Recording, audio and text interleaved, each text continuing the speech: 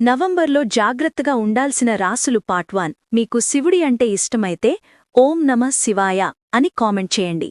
November నెలలో సూర్యుడు తులారాశిలో సంచరిస్తున్నాడు. ఈ సంచారం కొన్ని రాసుల వారికి అనుకోని సవాళ్లు తెచ్చిపెట్టబోతోంది. ఏ రాసుల వారికి జాగ్రత్త అవసరమో చూద్దాం. మిథున రాశి. మిథున రాశివారు నవంబర్లో చాలా జాగ్రత్తగా ఉండాలి. ప్రేమ సంబంధాల్లో అపార్థాలు రావచ్చు. పిల్లల ఆరోగ్యం, చదువులు ఆందోళన కలిగించవచ్చు. కడుపు సమస్యల నుండి జాగ్రత్తగా ఉండండి. మేషరాశి. మేషరాశివారు వివాహ జీవితంలో ఉద్రిక్తతని ఎదుర్కొనే అవకాశం ఉంది. వ్యాపారంలో భాగస్వామ్య సమస్యలు తలెత్తవచ్చు. కళ్ళు, తలనొప్పి వంటి సమస్యలు రావచ్చు. ఓపికతో ముందుకు సాగండి. కర్కాటక రాశి. కర్కాటక రాశివారు కుటుంబంలో ఆనందం తగ్గినట్లు అనిపించవచ్చు. తల్లి ఆరోగ్యం పట్ల శ్రద్ధ వహించండి. ఆస్తి విషయాల్లో తొందరపడి నిర్ణయాలు తీసుకోకండి.